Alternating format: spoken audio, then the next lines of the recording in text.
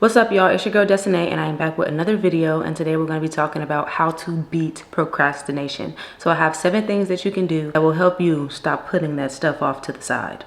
If you're new to my channel, I talk about all things self-growth. So if that's something that you're into, go ahead and subscribe because your girl would really appreciate it. All right, y'all. So let's get into these 7 things that will help you avoid procrastination. So number 1 is going to be to figure out the root cause of your procrastination. And some common root causes of procrastination could be fear of failure, perfectionism, overwhelm, and just straight up lack of interest in doing that task. Now, if you have a fear of failure, it's going to be important for you to make the task as easy as possible for you to do. Make it more achievable by breaking it down into more manageable and easier, sections or tasks. This way, as you progress and you complete something that's a little bit easier, you'll build up that motivation and that momentum, and you'll start thinking to yourself, okay, I can actually get this complete. Like once you get that feeling, that sense of progress, it will reassure you that you will be able to actually get this thing done successfully. And if it's perfectionism, then you just need to go ahead and focus on the progress at hand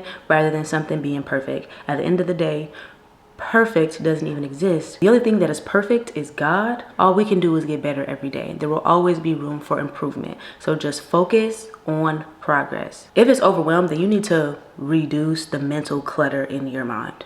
Maybe you need to make a to-do list, or you need to start prioritizing certain tasks over others and kind of realize which ones will have the most positive impact on you in that moment, and which ones are most important and which ones absolutely positively need to be done as soon as possible. And if it's a lack of interest, then I really suggest figuring out your why for doing that task in the first place.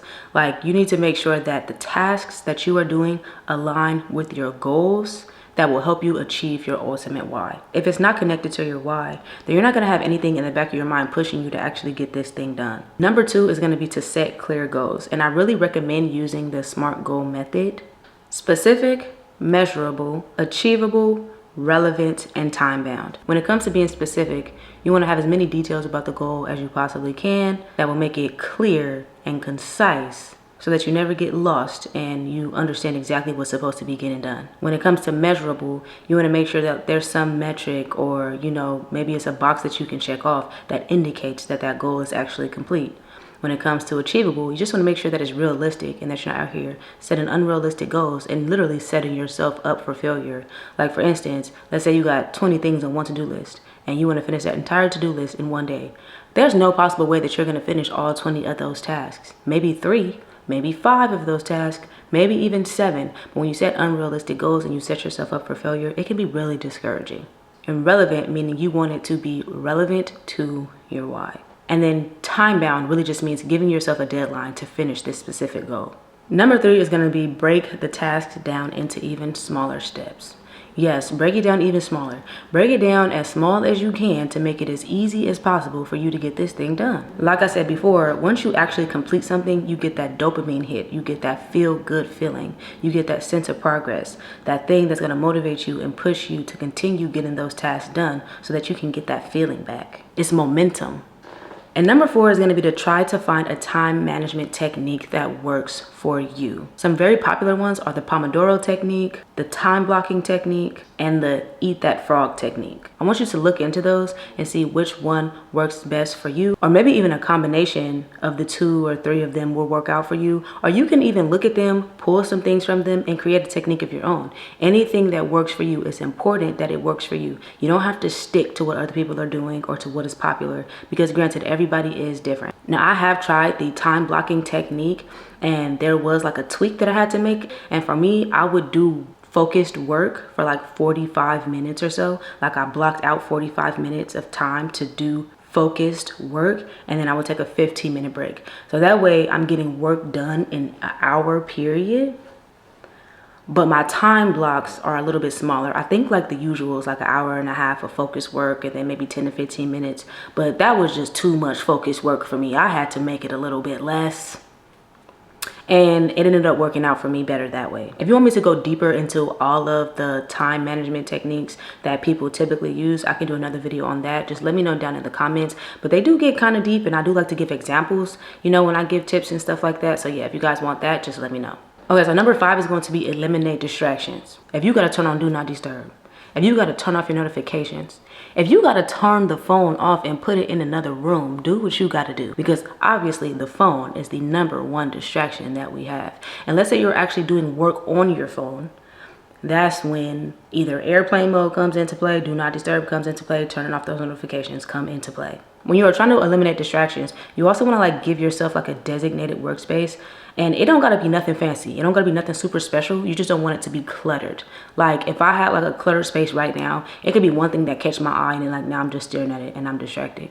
Or like just one thing I see in the corner of my eye that's just like really bothering me. And now I gotta get it out the way, or I gotta do this, I gotta do that. But no matter how quickly I'm able to do that thing, it's still taking my attention off of the work at hand and kind of messing up my focus. And the last thing that you want to do to eliminate distractions is going to be to set boundaries so that people are not interrupting you during the time that you are doing focus work. When you get distracted, it is so easy to just like get zoned in and focused on that thing that's distracting you from what you really need to do. And then you're more likely to push that thing off to the side and say, oh, I'll get to that later. Procrastination. And number 6 is going to be to reward yourself. And this may not sound as pleasing to the ear as I would like, but you are literally training yourself not to procrastinate, training yourself to be productive. And if you think about how humans are trained, how pets are trained, how anybody is trained, usually there's a treat to reinforce the good behavior. So you want to reinforce your own good behavior by rewarding yourself. Whenever you complete a small task, a big task, no matter the size, reward yourself. That way you have incentive to actually get it complete. We have goals that we want to reach, but we don't necessarily have to reach. So because it's an option, we have to incentivize that option. And the last thing that I recommend is getting an accountability partner. And I say that because it's so easy for us to rationalize why we're not doing something in our own heads. It's so easy for us to make excuses as to why we're not doing something in our own heads. Nobody understands us better than we understand us. So when we give ourselves an excuse or we try to rationalize something, we're going to tell ourselves, yeah, girl, you're right. You right, you can go ahead and push it off to tomorrow. Yeah, girl, you tired, you had a long day. It is, you know what I'm saying? You good to go. Or yeah, girl, it was a lot of traffic today, so you got home 15 minutes later than you usually would, so there's no reason for you to. We're gonna rationalize. That's what we're gonna do. So we need somebody that we trust, you know, someone who loves us, someone who cares about us, that is going to check in on us, hold us accountable, and let us know when we are slipping.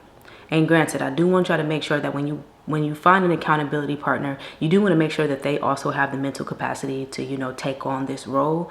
Because me personally, I take it very seriously if somebody would ask me to be their accountability partner, and I would want them to do the same thing for me, especially if it's an important goal that I'm trying to reach. If you feel like there's anything that I missed in terms of like what can help people basically beat procrastination, just go ahead and let us know down in the comments. I'm only one person. And these are just things that have helped me kind of eliminate procrastination, or not even fully eliminate. I'm gonna be real with y'all. I didn't even fully eliminate procrastination. I still procrastinate sometimes, but I'm so much better at it. I'm so much better at getting things done than I was before. And y'all don't forget to hit that subscribe button. It would mean a lot to me, and it's free. All right, y'all, that's all I have for you today. Thank you guys for watching, and I'll see you in the next video.